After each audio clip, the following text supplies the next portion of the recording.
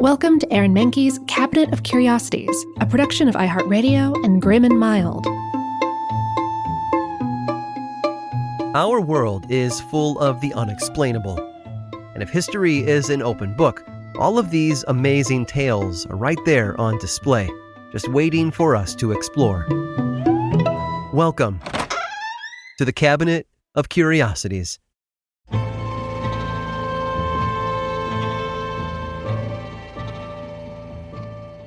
Every country has its heroes, people who, for better or worse, embody a sense of national pride and spirit.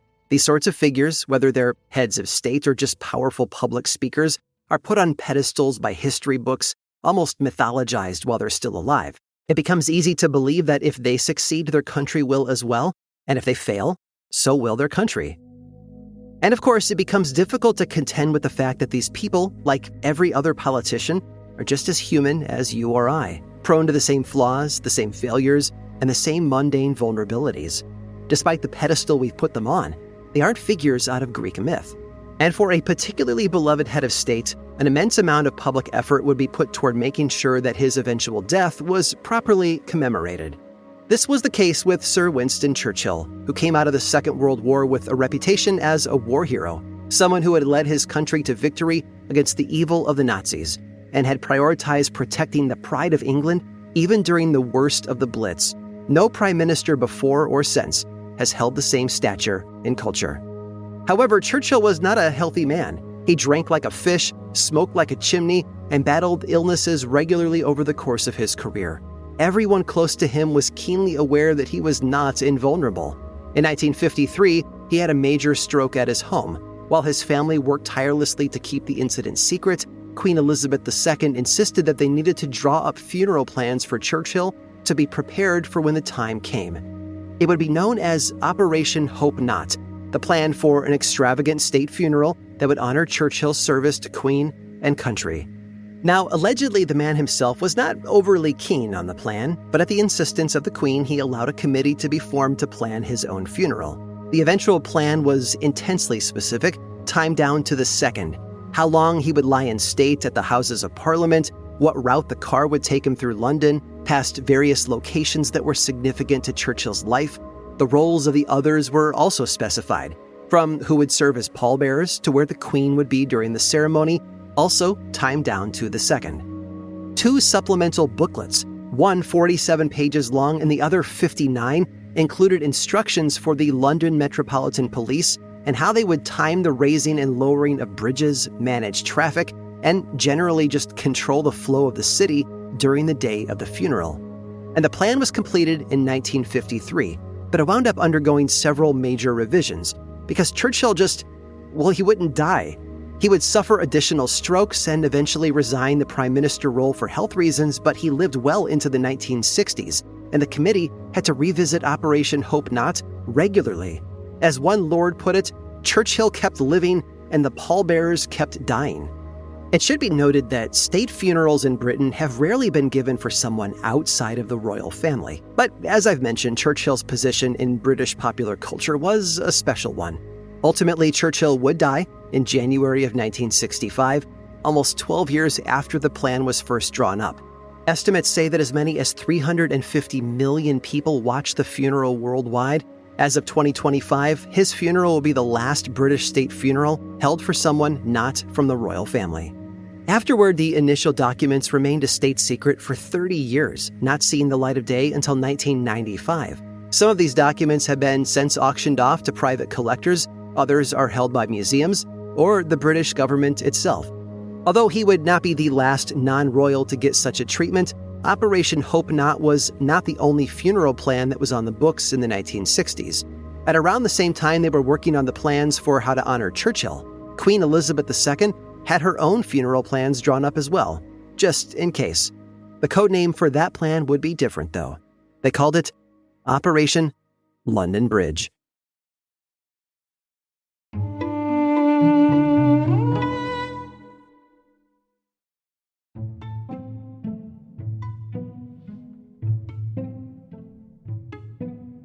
Sometimes things have a second life beyond what we first imagined.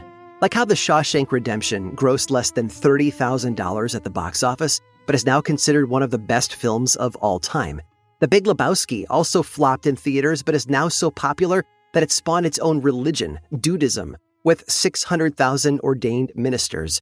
And the subject of this story, a man named Roy, dreamed that his creations would tear up the American highways, and he did leave his mark, just not in the way that he expected. In the 1950s, the American auto industry was experiencing a boom.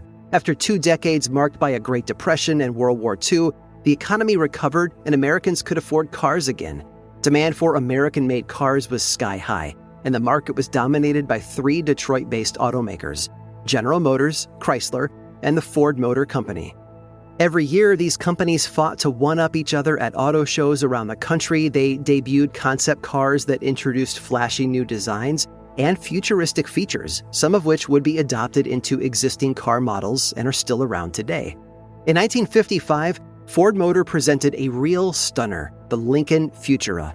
It was a sleek, state-of-the-art convertible inspired by outer space and the deep sea. The car's hooded headlamps and lifted tail fins resembled a reef shark, but its roof and windshield looked like something more out of the Jetsons than real life.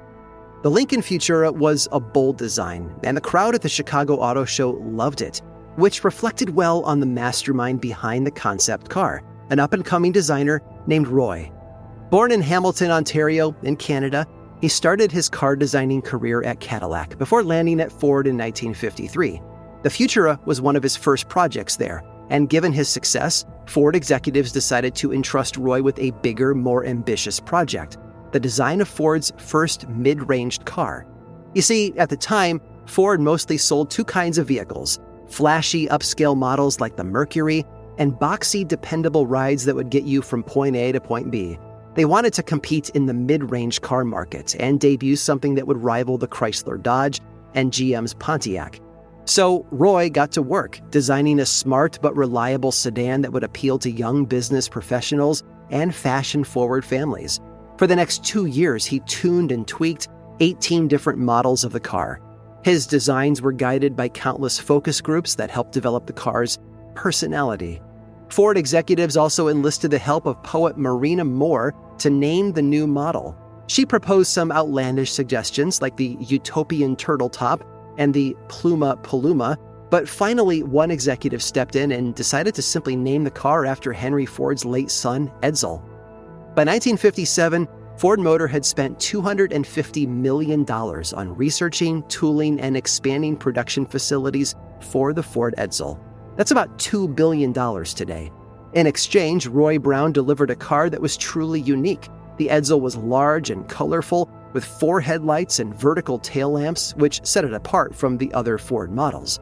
And Roy also included some luxury touches, like a push-button transmission on the steering wheel and a warning light system that would alert drivers when they were low on oil or gas. When it was released in September of 1957, eager buyers flooded Ford dealerships across the country.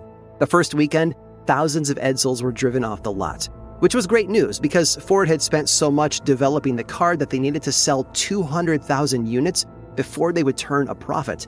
But in the coming weeks, that outpouring of interest slowed to a trickle.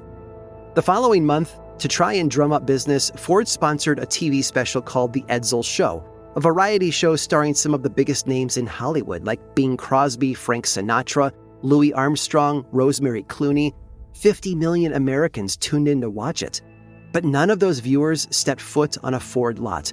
By November, Edsel sales had plummeted. Ford executives were dumbfounded. They had expected the Edsel to make a splash, but instead, it stunk.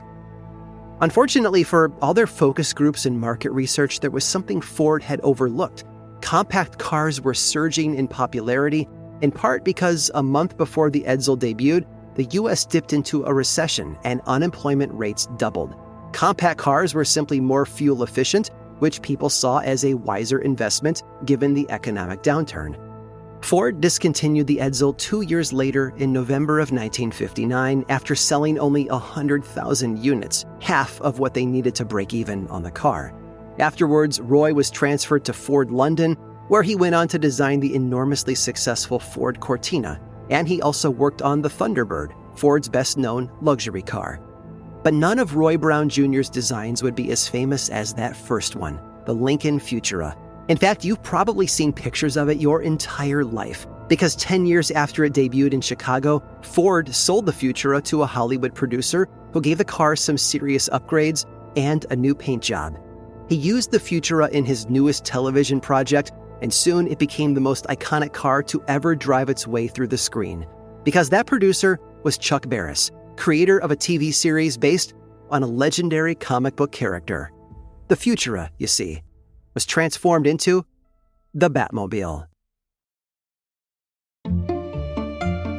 I hope you've enjoyed today's guided tour of the Cabinet of Curiosities. Subscribe for free on Apple Podcasts or learn more about the show by visiting curiositiespodcast.com. This show was created by me, Aaron Mahnke, in partnership with How Stuff Works. I make another award-winning show called Lore, which is a podcast, book series, and television show, and you can learn all about it over at theworldoflore.com. And until next time, stay curious.